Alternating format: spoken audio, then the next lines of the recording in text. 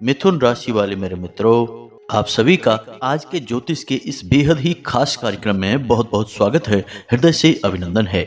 माता रानी आपके जीवन को सुंदर बनाएं और आपके ऊपर हमेशा अपनी कृपा बरसाती रहें। दोस्तों, चाहे मर जाना, लेकिन फरवरी माह में ये 5 चीजें भूल कर भी किसी को मत दे देना। जी हाँ दोस्तों, ऐसी परिस्थितियां बनेगी जब लोग आपसे इन 5 चीजों को मांगेंगे। यह हो सकता है कि 2 या 3 चीजें ही आपसे मांगे, लेकिन यदि आपने इन चीजों को किसी को दे दिया तो आप अपना सौभाग्य, अपनी किस्मत, अपनी जीवन भर की खुशहाली उसे दे देंगे और फिर आपको मिलेगा केवल और केवल परेशानी, दुख और तकलीफ का अंधकार। जी हाँ दोस्तों, और हम आपको लिख कर दे सकते हैं कि इस फरवरी माह में आपसे 100% लोग ये 5 चीजें अवश्य मांगेंगे ही। और ऐसा हम इसलिए कह रहे हैं दोस्तों, क्योंकि जब भी जीवन में ग्रहों की स्थितियां बदलती हैं तो उन ग्रहों से संबंधित चीजों पर भी उसका प्रभाव पड़ता है। तो अब ऐसे में आपको यह जानना बहुत आवश्यक है कि आपके जीवन काल में इस समय कौन सी ग्रह स्थिति बन रही है, ग्रहों की चाल किस प्रकार बदल रही है और किन चीजों को आपको संभाल कर अपने पास रखना है, किसी को भी नहीं देना है। जाने अनजाने में ही सही, लेकिन आप ऐसी भूल कर तो देते हैं जिसके लिए आपको पता भी नहीं चलता और फिर जीवन में कष्ट जुड़ते चले जाते हैं। आपकी हर एक मेहनत का आपको फल मिलना बंद हो जाता है या फिर ना के बराबर ही फल प्राप्त होता है। फिर आप अकेले में बैठकर सोचते हैं और मन में तमाम सवाल लेकर बैठे रहते हैं कि आखिर ऐसा क्यों हो रहा है, क्यों आपकी मेहनत का आपको फल प्राप्त नहीं हो रहा है, आपके दुखों का अंत कब होगा, तकलीफें आपकी कभी समाप्त होंगी या फिर यूं ही जीवन भर बस कष्ट ही चलते रहेंगे। जी हाँ दोस्तों, तो अब आपको फिक्र करने की कोई जरूरत नहीं है। समय की मांग है और ग्रहों की बदलती चाल है, तो हमने सोचा कि आपके लिए यह महत्वपूर्ण वीडियो बना दिया जाए ताकि आप पहले से ही सतर्क हो जाएं और जीवन में आ रही परिस्थितियों को खुद ही नियंत्रण कर पाएं, अपने जीवन को अपने हाथों से बदल पाएं। कहा जाता है कि इंसान अपने भाग्य का निर्माण खुद करता है, लेकिन दोस्तों यहाँ पर हम एक सुधार करना चाहेंगे कि ऐसा इंसान जो ज्ञानवान है, जो होशियार है, सतर्क है, केवल वही इंसान अपने भाग्य का निर्माण स्वयं करता है। अन्यथा जो मूर्ख है, अनभिज्ञ है, वह तो केवल जीवन भर धक्के खाता रहता है, परेशानियां सहता रहता है। खैर, चलिए दोस्तों, आपको बताते हैं इन 5 चीजों के बारे में। इन्हें आपको भूले से भी किसी को नहीं देना है, चाहे परिस्थिति कैसी ही विकट आपके सामने क्यों ना बने। तो ऐसे में इस महत्वपूर्ण वीडियो को प्रारंभ करें इससे पहले आपसे एक निवेदन है कि माता रानी को याद करें और सच्चे भाव के साथ कमेंट बॉक्स में जय मां भद्रकाली कृपा करो अवश्य लिखें। एक बार नहीं, 3 बार लिखें दोस्तों। माता रानी की सेवा जितनी अधिक हो सके करनी चाहिए, क्योंकि जीवन, संसार, यह ब्रह्मांड सब माता की कृपा और आशीर्वाद से ही चल रहा है। इसी के साथ साथ दोस्तों, आप अपना नाम और स्थान भी कमेंट बॉक्स में लिखकर अवश्य भेजें। इसी के बाद अब हम अपने अगले वीडियो में आपको एक विशेष विधि बताएंगे जिसे आप स्वयं अपने घर पर करें और माता रानी स्वयं आपके घर में प्रकट हो जाएंगे, यानी स्थापित हो जाएंगे और आपके जीवन पर नजर रखेंगे और आपको आशीर्वाद देंगे। जी हाँ दोस्तों, तो चलिए आज के इस महत्वपूर्ण वीडियो को प्रारंभ करते हैं। दोस्तों, संसार में यदि हम जीते हैं, काम करते हैं, तो लेन देन तो करना पड़ता ही है और यह बात भी सत्य है कि बिना लेन देन किए इस संसार में काम चलते भी नहीं है। अब फिर चाहे वह लेन देन किसी भी प्रकार का क्यों ना हो, हमें करना ही पड़ता है। कभी हम अपने परिवार में, कभी हम अपने अड़ोस पड़ोस में, दोस्त यारों के साथ में किसी न किसी प्रकार की चीजों का, रुपए पैसे का लेन देन करते ही रहते हैं। लेकिन दोस्तों, हम आपको बता दें कि हमारी वैदिक संस्कृति में और ज्योतिष शास्त्र में भी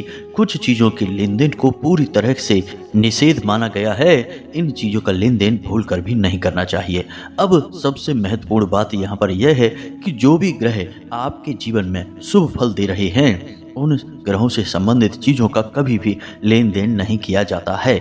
दान देना एक अलग चीज है। अगर हम उन ग्रहों से जुड़ी हुई चीजों का दान करते हैं तो उन ग्रहों की शक्ति और बढ़ जाती है। लेकिन बस यूं ही केवल अपनी मित्रता या अपना रिश्ता निभाने के लिए हम उन ग्रहों से संबंधित चीजों का लेन देन कर देंगे तो निश्चित तौर पर उन ग्रहों की ऊर्जा कमजोर पड़ जाती है। इसी के साथ साथ दोस्तों, हमें जीवन में धीमे धीमे हानियां होना प्रारंभ हो जाती हैं।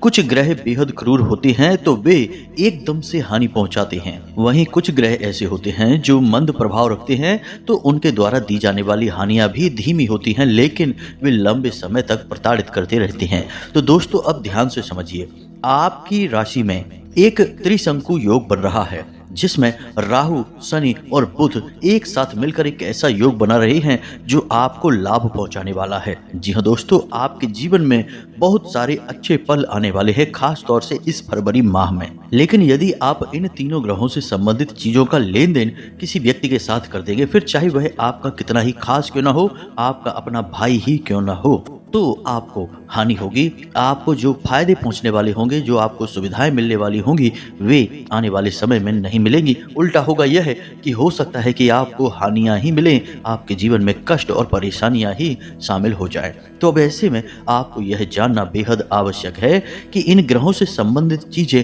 कौन सी हैं और किन चीजों को आपको परहेज करना है। यदि कोई मांगे तो आपको उसे टाल देना है, किसी भी कीमत में देना नहीं है। तो अब ध्यान से समझिए, हम सबसे पहले सबसे खतरनाक और अचानक से मिलने वाले लाभ और हानि के बारे में बात करेंगे। उस ग्रह के बारे में बात करेंगे। उस ग्रह का नाम है राहु। दोस्तों, इस संसार में जब भी कभी किसी इंसान के जीवन में पीड़ा आती है, परेशानियां आती हैं, तो निश्चित तौर पर उसका राहु खराब होता है, क्योंकि राहु के पास केवल सिर है और इस सिर में राहु का प्रभाव सबसे अधिक होता है। तो पहले जीवन में राहु खराब होता है, वह इंसान को मति भ्रम देता है। जी हाँ दोस्तों, उसकी विचारधारा को खराब कर देता है, दूषित कर देता है। उसके बाद फिर अन्य ग्रहों के दुष्प्रभाव मिलने प्रारंभ हो जाते हैं। जी हाँ दोस्तों, तो अब आप सतर्क हो जाइए, क्योंकि आपकी राशि में भी बन चुका है यही त्रिशंकु योग। अब आपको संभल कर चलना है। कुछ विशेष उपाय होंगे, वो भी हम आपको वीडियो के अंत में बताएंगे, जिन्हें आपको अवश्य कर लेना है। इससे इन ग्रहों से निकलने वाली नकारात्मक ऊर्जा से आप बच जाएंगे। अब ध्यान से सुनिए, हम एक एक चीज के बारे में आपको विस्तार से बताने जा रहे हैं। सबसे पहले बात करते हैं राहु के बारे में, क्योंकि जीवन में राहु ही है एक ऐसा ग्रह जो किसी भी जातक के सबसे बड़े और भयानक समय के लिए जिम्मेदार होता है। जी हाँ दोस्तों, तो राहु से जुड़ी चीजों के बारे में आप समझिए। इन चीजों का आपको भूल कर भी लेन देन नहीं करना है। समझिए दोस्तों कि राहु किसी भी जातक के ऊपर सिर के ऊपर वाला भाग होता है, यानी आपके सिर के बाल और वह हिस्सा जहां बाल होते हैं वह राहु का स्थान होता है।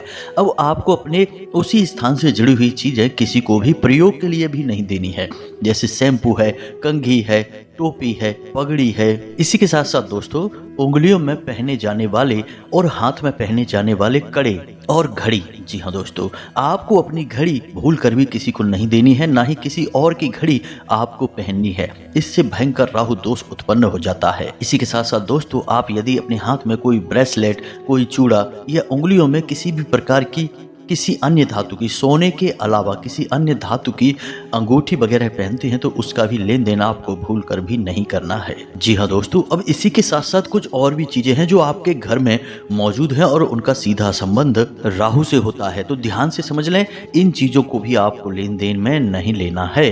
तो सबसे पहले शीशा। जी हाँ दोस्तों, आपके घर में जो भी शीशा मौजूद है उसे आपको किसी को नहीं देना है। काले रंग की कोई भी चीज किसी को नहीं देना है। सरसों का तेल किसी को नहीं देना है। साथ ही साथ हाथी की कोई तस्वीर, कोई मूर्ति आपको किसी को नहीं देना है। साथ ही साथ दोस्तों, बिजली का कोई भी सामान या फिर गर्म कपड़े, इनका भी आपको भूल कर भी लेन देन नहीं करना है। अब आपको हम राहु की ऊर्जा बढ़ाने वाला एक बहुत ही सरल और बहुत ही शक्तिशाली उपाय बता देते हैं, जो नित्य आप कर सकते हैं। इसमें कोई तकलीफ नहीं होगी। तो दोस्तों, जब आप सुबह सोकर जागते हैं तो ब्रश करते हैं, यानी अपने दांतों की जब सफाई करते हैं तो आपका मुख खाली हो जाता है और स्वच्छ हो जाता है। उस समय आप अपने मुख में तुलसी की 2 पत्तियां रख लें। जी हाँ दोस्तों, अब आपको याद रखना है कि इन पत्तियों को आपको तुरंत चबा नहीं लेना है। इन्हें बस आपको अपने मुख में कुछ देर तक रखे रखना है, और थोड़ी देर जब आपके मुख में पत्तियां रखी रहेंगी और वे मुलायम हो जाएंगी तो उन्हें आपको पानी के साथ निगल लेना है।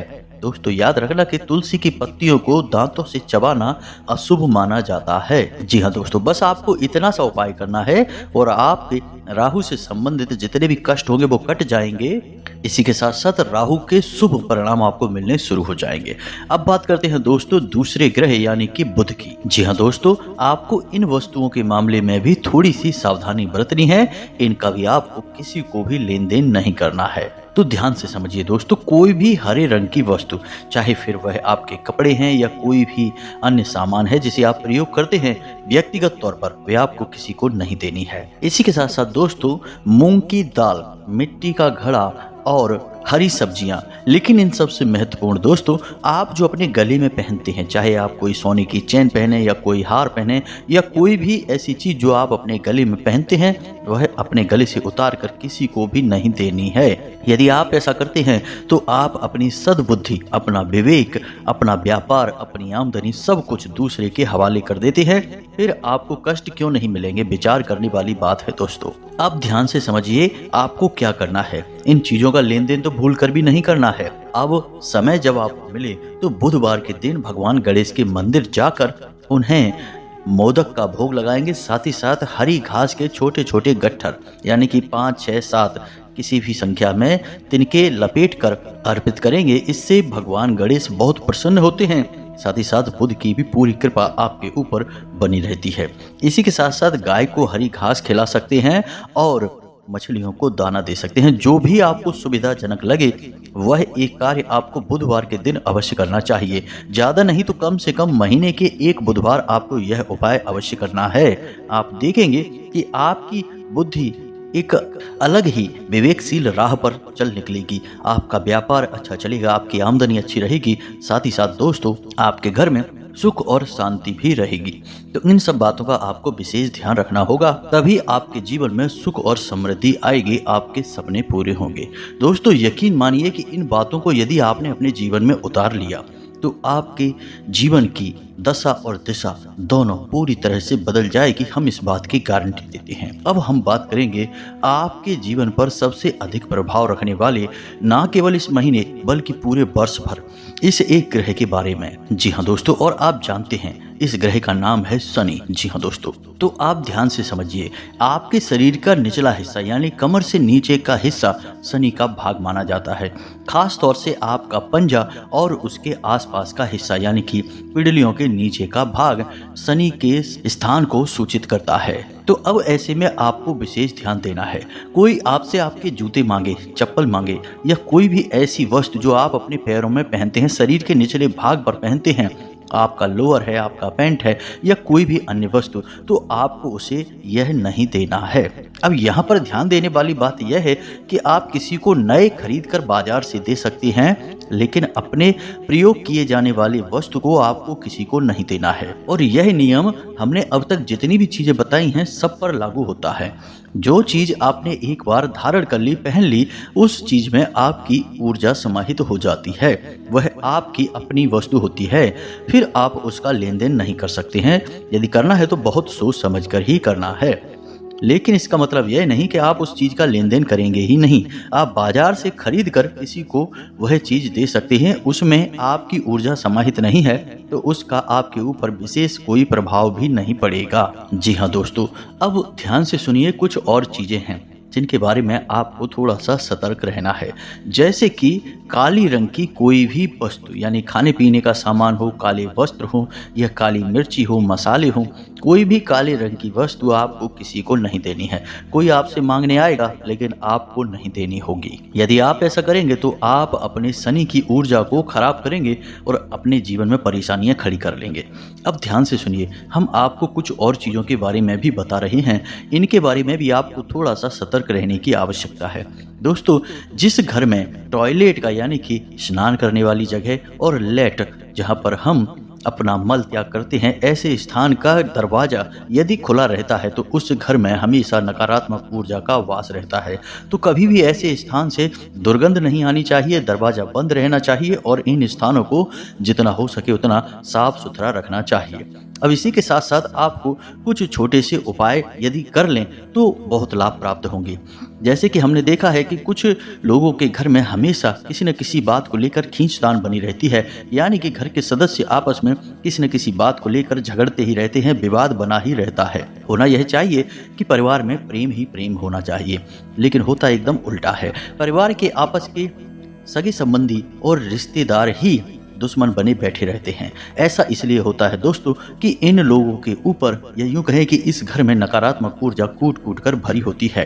तो ऐसे घर में 2-3 चीजें हैं जो हमेशा देखने को मिलती हैं, हमने कई बार ऐसा देखा है। तो उनके टॉयलेट का हमेशा दरवाजा खुला रहता है, सफाई की कमी रहती है, या फिर इन लोगों के घर में कोनों में मकड़ी के जाले अवश्य लगे रहते हैं। इसी के साथ साथ दोस्तों इनके ब्रह्म स्थान में भी कोई ना कोई भारी भरकम वस्तु रखी रहती है या जूते चप्पल पड़े रहते हैं। ये सब सूचक हैं कि आपके घर में नकारात्मक ऊर्जा वास कर रही है। तो अब आपको क्या करना है दोस्तों, हम आपको एक छोटा सा उपाय बताते हैं। आप कांच की एक कटोरी लो और उस कटोरी में थोड़ा सा जल भरें और उसमें थोड़ा सा समुद्री नमक डालें, यानी जो नमक आप अपने घर में प्रयोग करते हैं उस नमक को मिला दें और उस कटोरी को आप अपने लेट और बाथरूम दोनों में ही रख दें। जी हाँ दोस्तों, जो दक्षिणी दीवार है उस दीवार से सटाकर इस कटोरी को रखें।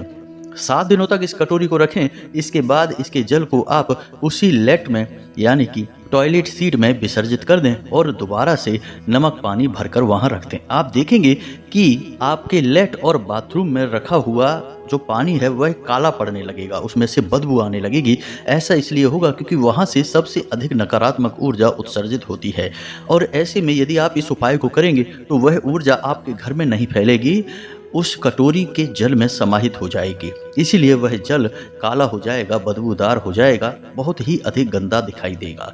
तो उस जल में ऊर्जा नकारात्मक समाहित हो जाएगी और जब आप उसे प्रवाहित कर देंगे यानी अपनी टॉयलेट सीट में विसर्जित कर देंगे, प्रवाहित कर देंगे, बहा देंगे, कुछ भी कह सकती हैं, तो वह ऊर्जा भी उस जल के साथ बह जाएगी और आपका घर बच जाएगा। इस उपाय को आप अवश्य करिए दोस्तों। ये ऐसे उपाय हैं जो कि रोज किए जा सकते हैं और इन उपायों का बहुत अधिक प्रभाव रहता है। कोई बड़ा भारी भरकम उपाय आप रोज नहीं कर सकते, लेकिन छोटे छोटे उपाय तो आपको करने ही चाहिए। दोस्तों हम अपने शरीर को भी तो साफ सुथरा रखने के लिए रोज स्नान करते हैं, अपने दांतों में ब्रश करते हैं, छोटे छोटे कार्य करते हैं कि नहीं। इससे हमारा शरीर स्वच्छ रहता है, साफ रहता है। सोचो कि अगर हम ऐसा कार्य ना करें, हम सोचें कि क्या रोज रोज नहाना है, क्यों रोज रोज इतना कार्य करना है, तो हमारे शरीर से ही दुर्गंध आने लगेगी, हमारी मानसिकता ही दूषित हो जाएगी, लोग हमसे बचने लगेंगे, कतराने लगेंगे। तो ठीक इसी प्रकार दोस्तों हमारा जीवन भी होता है। हमें अपने जीवन को भी शुद्ध बनाना पड़ता है, छोटी छोटी क्रियाएं करनी ही पड़ती हैं। तो अब हम आपको एक छोटा सा उपाय और बता दें शनिदेव से संबंधित। ना केवल शनिदेव बल्कि अन्य दूसरे ग्रह भी जो शनिदेव के संपर्क में रहते हैं वे भी आपको शुभ फल देना शुरू कर देंगे, केवल इस एक उपाय के वजह से। तो ध्यान से सुनिए दोस्तों, आपको क्या करना है कि शनिवार के दिन किसी ऐसे मंदिर में जाना है जहां पर पीपल का वृक्ष हो। आपको शनिदेव के ऐसे मंदिर में नहीं जाना है जहां शनिदेव की मूर्ति लगी रहती है। शनिदेव की दृष्टि हमेशा वक्री होती है और वह हमेशा नुकसान ही पहुंचाती है। यह शनिदेव को श्राप लगा हुआ है। अब लोगों को इस विषय पे ज्यादा ज्ञान नहीं होता है तो वे शनिदेव की मूर्ति लगा देते हैं, लेकिन शनिदेव का असली शुद्ध स्वरूप शिला स्वरूप माना जाता है, यानी कि सिर्फ पत्थर की एक शिला होती है, उसे ही शनिदेव का स्वरूप माना जाता है। काले रंग की यह शिला होती है। तो आप यदि मूर्ति स्थापित वाले मंदिर में जाएंगे तो वहां आप शनिदेव की ओर देखेंगे और शनिदेव की सीधी दृष्टि आपके ऊपर पड़ेगी। इससे आप चाहे कुछ भी कर लें, कितना ही अच्छा कार्य कर लें, शनिदेव आपको पीड़ित करेंगे ही करेंगे। चाहे कितनी ही आप ताकत लगा लीजिए, बच नहीं सकते।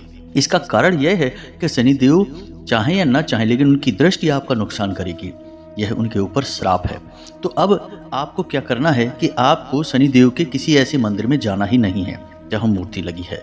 अब यदि आपके आसपास कोई ऐसा मंदिर नहीं है तो आप हनुमान जी के मंदिर चले जाएं। भोले बाबा के मंदिर चले जाएं और वहां पर देखें कि पीपल का कोई वृक्ष लगा हो। अब यदि पीपल का वृक्ष किसी मंदिर में स्थापित है तो वह शनिदेव का स्थान माना जाता है। आप शनिदेव से संबंधित सारी क्रियाएं वहां कर सकते हैं। तो आपको क्या करना है, ध्यान से समझिए। शनिवार के दिन आपको जाना है और एक मिट्टी का बड़ा दीपक लेकर जाना है। उस मिट्टी के दीपक में आपको कुछ इस प्रकार से बातियां बनानी हैं, यानी कि लंबी बाती बनानी है और उन बातियों को कुछ इस प्रकार से रखना है कि वह 4 मुख वाला दीपक बन जाएगा। चौमुखी दीपक कहा जाता है इसे। और इस दीपक को आपको सरसों के तेल से पूरा भर देना है। अब इस चौमुखी दीपक को आपको उस पीपल के वृक्ष के नीचे जलाना है।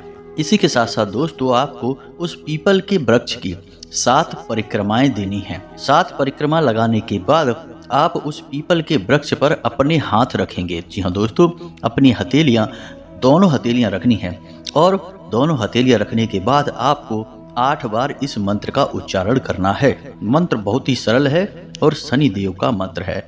ओम शम शनिश्चराय नमः। जी हाँ दोस्तों, आपको 8 बार इस मंत्र का जाप करना है। ओम शम शनिश्चराय नमः। यह कार्य आपको कम से कम 8 शनिवार करना है।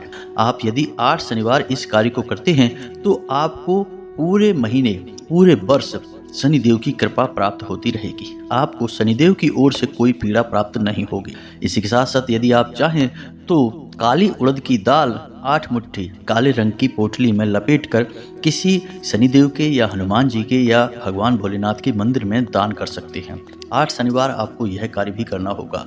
जो भी आपको ठीक लगता है वह उपाय आप करें, लेकिन 8 शनिवार तक करने हैं। कुछ छोटी छोटी सी बातें और हैं जिनको आपको ध्यान में देना होगा दोस्तों, जैसे कि जूते चप्पल आपको हमेशा जोड़ी में ही रखने चाहिए। किसी के भी आपके घर में जूते चप्पल हों, उन्हें जोड़ी में ही रखें। ऐसा नहीं कि एक जूता इधर है तो दूसरा जूता कहीं और पड़ा है।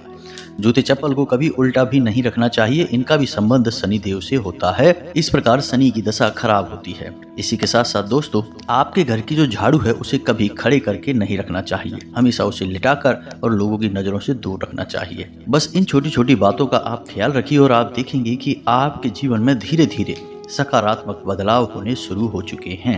अब हमने जो आपको जानकारी दी है, इस जानकारी को आप प्रयोग करें। सारी बातें हमने आपको सरल सरल ही बताई हैं, समझाई हैं।